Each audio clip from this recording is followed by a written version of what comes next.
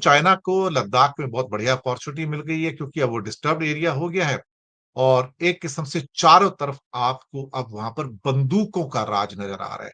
वो लद्दाख जो बहुत शांति प्रिय था, जहां पर हमारी जो फौजें होती थी या पैरामिलिट्री फोर्सेस होती थी, वो बहुत आराम से वहां पर चहलकदमी करते थे। उनके चेहरे पे कोई तनाव नहीं होता था, बल्कि वहां की शांति देख के वो खुश होते थे।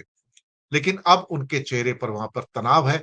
अब उन्हें पता लग रहा है कि ये भी एक डिस्टर्ब एरिया होगा।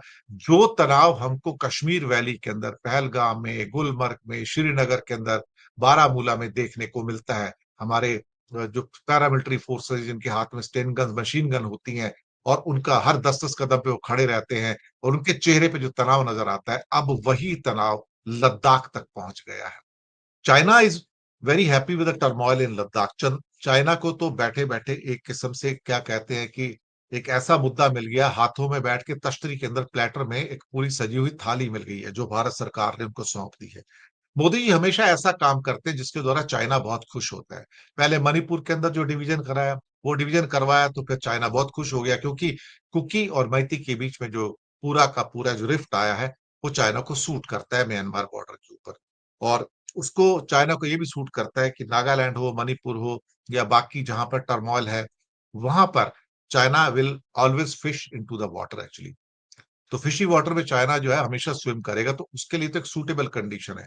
तो मणिपुर का बिगड़ना चाइना के लिए एक गिफ्ट था। अब मोदी जी ने एक दूसरा गिफ्ट दे दिया।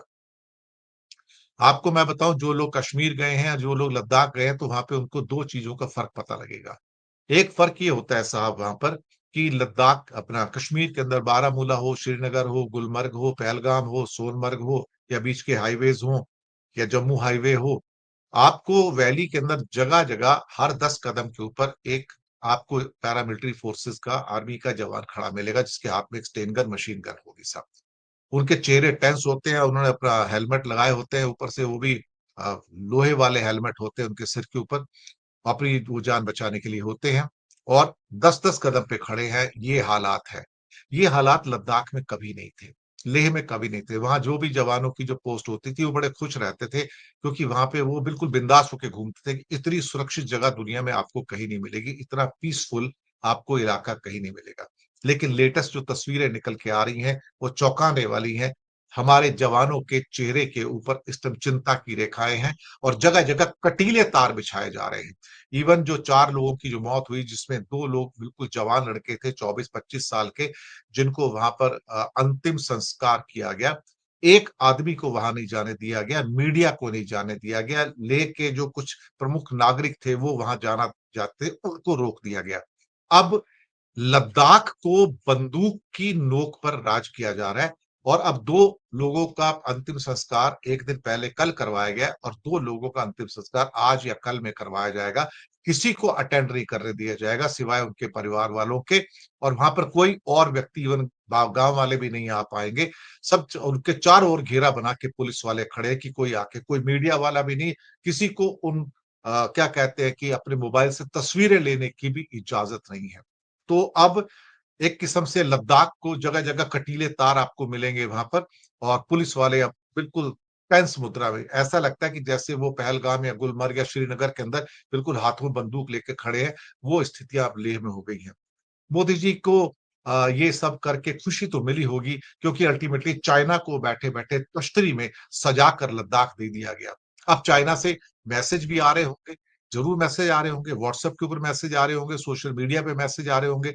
और तिब्बत वाले जो बुद्धिस्ट हैं, जो कि चाइना के जो टू है किस्म से, वो उनको अपना वहां पर अपनी सॉलिडेरिटी शो कर रहे होंगे कि आप इनसे लड़ो, आप, हम आपके साथ में, ये आपके अधिकारों को ले रहे हैं।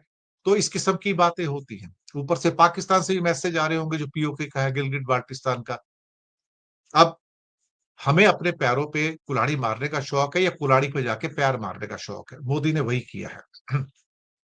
मोदी और शाह ने एक फैसला तो कर लिया है कि हिंदुस्तान के ऊपर अगर राज करना है तो बंदूक की नोक पे करो। बुलडोजर की अगर चला लिए, बहुत हो गया, बुलडोजर से बहुत मार लिया। अब लगा कि बुलडोजर से काम नहीं चल रहा है, तो अब बंदूक की नोक पे काम करो। आगे कोई भी व्यक्ति आ जाए तो उसको उड़ा दो, खत्म कर दो। अब इंडिया जो है बंदूक की नोक पे काम करेगा। आप यकीन नहीं आएगा कि 1 लाख से ऊपर की सिक्योरिटी फोर्सेस तो सिर्फ और सिर्फ मणिपुर के अंदर है। आबादी कितनी है? 35 लाख। 35 लाख की जनता को हैंडल करने के लिए 1 लाख से ऊपर की सिक्योरिटी फोर्सेस, 8-10 लाख की आर्मी और सिक्योरिटी फोर्सेस कश्मीर में झोंके हुए हैं और वैली की आबादी कितनी 60, 65, 70 लाख टोटल मिला के। आप सोचो, उसको हैंडल करने के लिए 8-10 लाख। एक लद्दाख बचा हुआ था साहब वहां पे, अब वहां भी जितनी आबादी नहीं है लद्दाख की, उससे ज्यादा अब सैनिक भेजने की कवायद है कि कहीं कोई परिंदा पर ना मार ले यहाँ पे। आप सोचिए, China is extremely happy with this turmoil in Ladakh. उसको तो बैठे बिठाए साहब प्लेटर के ऊपर सजा हुआ खाना मिल गया। अमेरिका के हार्वर्ड लट्टिक साहब ने कहा कि India needs to be fixed. India को दुरुस्त करने की जरूरत है, इनके अंदर बहुत अकड़ आ गई है, तो इसको अब ठीक करने की आवश्यकता आ गई है। ये जो शब्द है ना, मवालियों के शब्द हैं। बॉम्बे की भाषा में इसको मवाली को शब्द कहते हैं, गली मोहल्ले में, कि इसको चर्बी बहुत हो गई, इसको ठीक कर, इसको जरा दो लगा के इसको ठीक कर, इसको जरा थोड़ा सा फिक्स कर दे, इसको दुरुस्त करके आ थोड़ा सा आके। अब ये वहां के कॉमर्स मिनिस्टर भारत के लिए ये लैंग्वेज यूज कर रहे हैं कि इंडिया को फिक्स करो, इंडिया को दुरुस्त करो, इसकी चर्बी उतारो। ये देख लीजिए, ये हमारी औकात है इस दुनिया के अंदर, ये औकात है हमारी। इस ढंग से हमें ट्रीट किया जा रहा है।